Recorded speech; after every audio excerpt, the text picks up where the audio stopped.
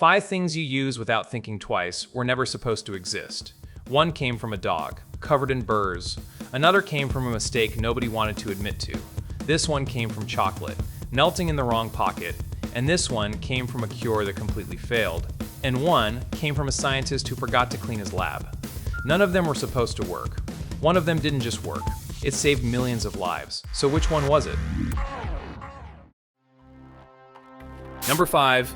The fastener holding your shoes, your jacket, half of NASA's equipment, and roughly 1 out of every baby onesie ever made.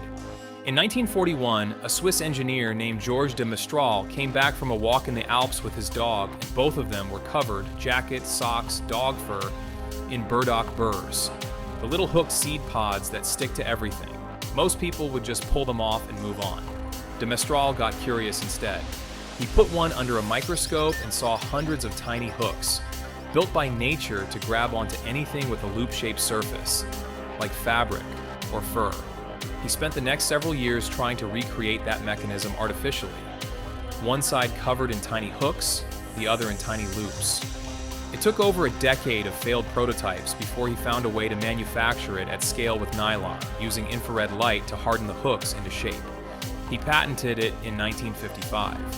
The name is literally French, velours, velvet plus crochet, hook, Velcro. The accident wasn't the burrs. The accident was that most people who get burrs stuck to their socks don't reach for a microscope. Number 4 almost didn't happen twice. In 1968, a chemist at 3M named Spencer Silver was trying to invent a super strong adhesive for the aerospace industry. What he got instead was the opposite. A glue so weak it could barely hold 2 pieces of paper together, but it never fully dried, and it could be peeled off and reused without leaving residue. By every metric he was aiming for, it was a failure. He knew it was interesting. He just didn't know what it was for. For 6 years, literally nothing happened. Silver pitched the weak glue to other departments at 3M over and over. Nobody had a use for a product built entirely around not sticking properly. The idea finally clicked in 1974 through a colleague named Art Fry, who sang in his church choir and was tired of his paper bookmarks falling out of his hymnal every single Sunday. He remembered Silver's strange, barely sticky adhesive and realized this doesn't need to hold 2 pieces of paper together forever. It just needs to hold a note in place and come off clean when you're done with it. 3M launched the Post-it note nationally in 1980. Today, over 50 billion of them are sold every single year. The failed adhesive didn't get fixed, it got repurposed. That's a very different kind of accident.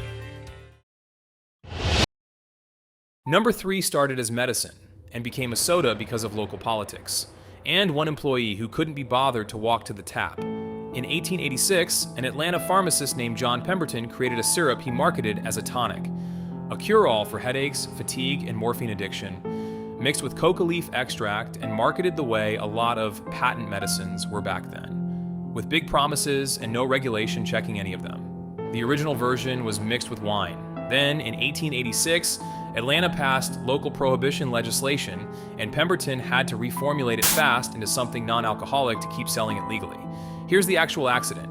At Jacob's Pharmacy, where the new syrup was served, an employee mixing a customer's drink grabbed carbonated water from the soda fountain instead of plain water, by mistake, according to the accounts passed down inside the company itself. The customer loved it, so did everyone after. Pemberton never set out to invent a soft drink. He was trying to sell a headache tonic, and one employee's shortcut at the soda fountain accidentally invented the taste that would eventually be recognized in more countries than the United Nations has members. Number 2 came from a melted candy bar that almost nobody would have noticed. In 1945, an engineer named Percy Spencer was working for Raytheon on magnetrons, the vacuum tubes that generate microwaves for military radar systems. While standing near an active radar set one day, he felt something odd. The peanut cluster bar in his pocket had started to melt. Most engineers would wipe off the mess and keep working. Spencer went and got a bag of popcorn kernels instead and set it next to the magnetron. It popped! The next day, he brought in an egg. He pointed the magnetron at it and, according to a colleague who was there, the egg exploded directly in the face of the man watching it happen because nobody yet understood that microwaves cook from the inside out, building up pressure with nowhere to go. Spencer filed a patent for a microwave cooking process within the same year. Raytheon's first commercial unit, the Radar Range, came out in 1947. It was the size of a refrigerator, cost about the same as a new car adjusted for inflation, and needed plumbing to cool it down. It took another 20 years of shrinking the technology before microwaves became something you'd actually fit in a kitchen. But the entire concept, cooking with radar energy, traces back to one melted candy bar that a less curious engineer would have just thrown away. Number 1 isn't the funniest story on this list. It's the one that changed how long human beings live. In September of 1928, a Scottish bacteriologist named Alexander Fleming went on a 2-week vacation. Before he left, he'd been growing colonies of Staphylococcus bacteria in petri dishes around his lab at St. Mary's Hospital in London, and according to his own later accounts, he left a stack of them out on a bench instead of properly cleaning up, because he wasn't the tidiest scientist in the building. When he came back, most of the dishes were exactly what you'd expect: contaminated and ruined. Not worth a second look.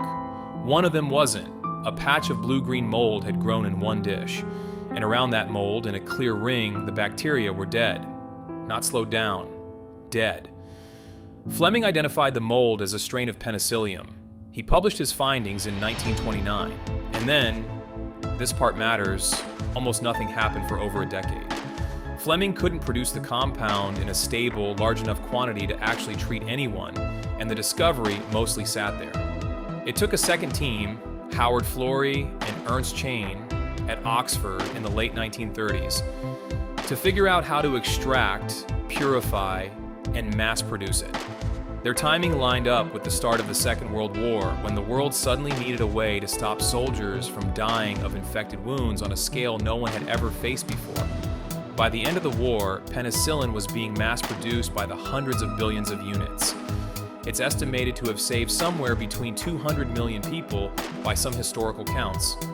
A number nobody can pin down exactly, because by the time it mattered most, it had already become too ordinary, too everywhere to keep counting. One untidy scientist forgetting to clean up before a vacation, that's the whole accident.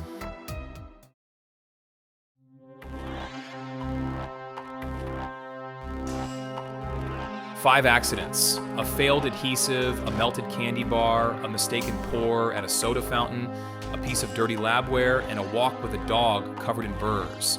None of these people set out to invent what they're remembered for. Every one of them was aiming at something else, and paying enough attention to notice when reality handed them something more interesting instead.